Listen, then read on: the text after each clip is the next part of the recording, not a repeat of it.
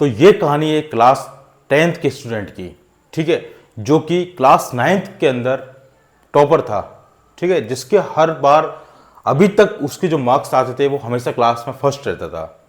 लेकिन वो जैसे ही क्लास 10th में आया तो उसके जो भी रिलेटिव्स हुए, जो भी उसके फ्रेंड्स हुए, या फिर रिलेटिव्स के रिलेटिव्स जो भी हैं, सारी चीज़ जो है वो उसको प्रेशराइज करने लग गए धीरे धीरे। कैसे? वो जहाँ भी जाता, कहीं भी जाता, उससे बस ये एक सवाल पूछा जाता था कि भाई अब तू क्लास 10th के अंदर है तो अब तुझे बहुत मेहनत करनी पड़ेगी, ठीक है।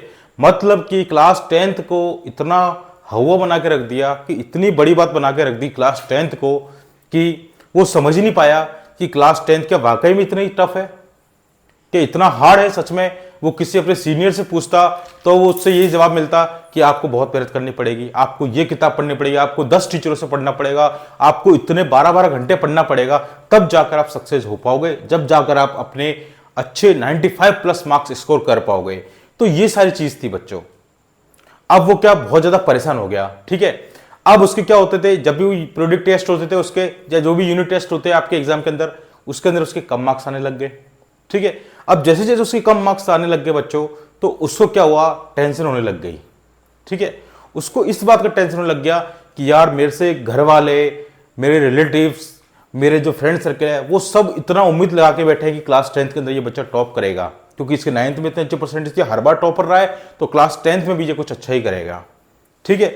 लेकिन उसको ये चीज समझ में नहीं आ रही थी कि अब वो करे तो करे क्या। वो उस चीज को इतना टफ मान लिया उसने अपने आप के अंदर, ठीक है। उसका जो सेल्फ कॉन्फिडेंस था बच्चों, वो बिल्कुल टूट गया। अब उसको समझ में नहीं आ रहा था कि मैं क्या करूं, क्योंकि उसके जो मार्क्स थे वो दिन ब दिन कम होते जा रहे थे। हर प्रोजेक्ट के अंदर उसके जो मार्क्स हैं बच्चों, वो कम से कम होते ही जा रहे थे, कट होते जा रहे थे, ठीक है।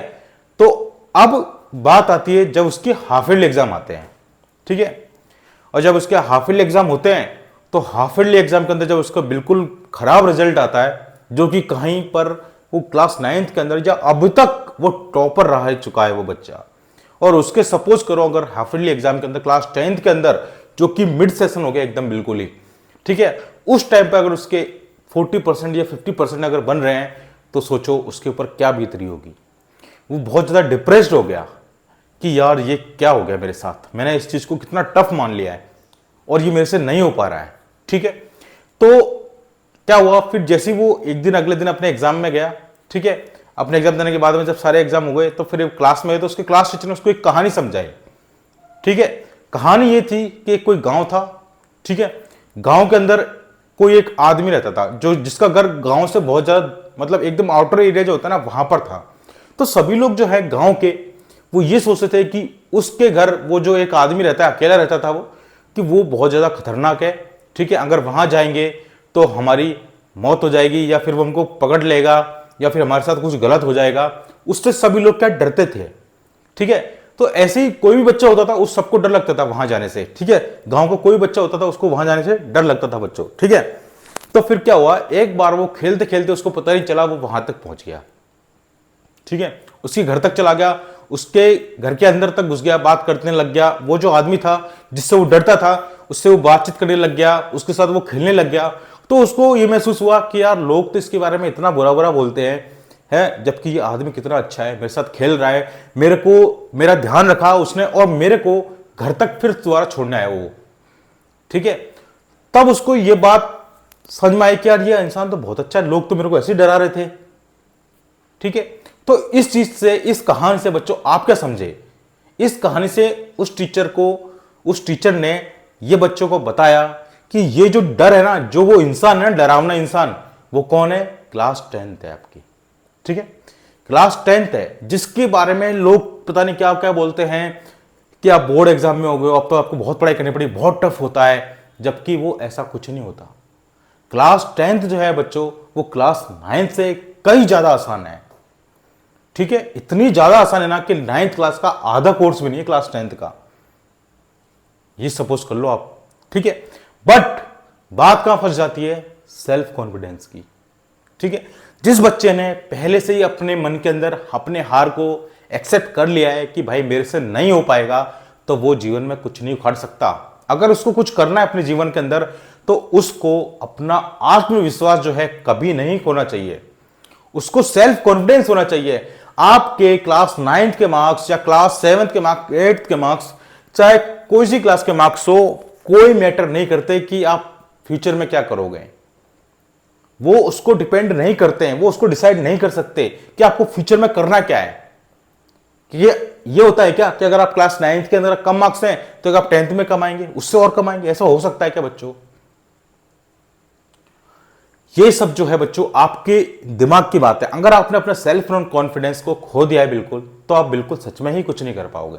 हाँ, अगर आप में सेल्फ कॉन्फिडेंस है, आप में हिम्मत है, आपने भले ही क्लास 9th के अंदर कितना ही कम स्कोर करा हो, लेकिन आप ये हिम्मत रखते हो कि नहीं, मैं क्लास 10th के अंदर या क्लास 12th के अंदर अपना स्कोर बहुत अच्छा करूंगा और मेरिट में आऊंगा, फर्स्ट रैंक लेके आऊंगा ऑल ओवर इंडिया में, तो आप ये चीज कर सकते हो।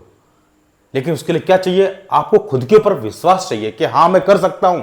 अगर आप में ये विश्वास नहीं है कि मैं नहीं कर सकता, तो भैया बिल्कुल नहीं कर पाओगे आप। उससे कोई मतलब नहीं है कि आपके पहला पास्ट क्या था, है ना, फ्यूचर से उसको कोई मतलब नहीं है। तो मेरा कहने का मतलब यही है सीधे बात, कि आपको अगर किसी भी चीज के अंदर फर्स्ट रहना है, किसी भी चीज के अंदर टॉपर बनना है, किसी भी चीज के अंदर अगर आपको अपना नाम आगे तक ले जाना है, पहुंचाना है, लोगों को जनवाना है, तो फिर भाई आपको खुद के ऊपर विश्वास होना चाहिए। सबसे बड़ी जो पावर है वो खुद का सेल्फ कॉन्फिडेंस है, इससे बड़ी कोई भी चीज नहीं है।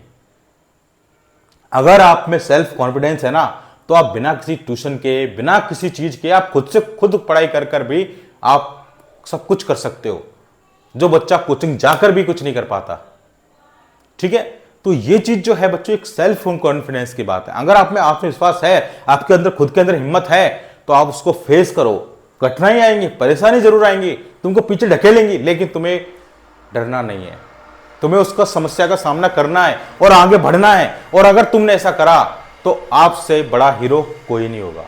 ठीक है, आप खुद अपने कॉन्फिडेंस को इतना स्ट्रांग बना लो बच्चों कि आपको 10 नेगेटिव लोग अगर आपको बोले कि नहीं ये नेगेटिव है, तो आपको वो चीज पता ही नहीं चले कि ये नेगेटिव है या नहीं। समझ में आई बात? तो ये चीज थी, ये कहानी थी, ये एक मोटिवेशन था बच्चों आपके लिए कि आपको घबराना नहीं है, डरना नहीं है, अपने सेल्फ कॉन्फिडेंस को नहीं खोना है। ठीक है, अगर आपने सेल्फ कॉन्फिडेंस खो दिया तो आप सच में खुद कुछ नहीं कर पाओगे, आपकी हिम्मत ही नहीं होगी उस चीज से लड़ने के लिए। अगर आपने मन में मान ली हार, तो फिर आपके हार ही है। ठीक, ये चीज आपको समझ में आ जानी चाहिए। ठीक है, तो मैं आपको बता रहा हूं कि आपका जो रोड मैप रहेगा क्लास 10th के अंदर या क्लास 12th के अंदर, वो क्या रहना चाहिए बच्चों।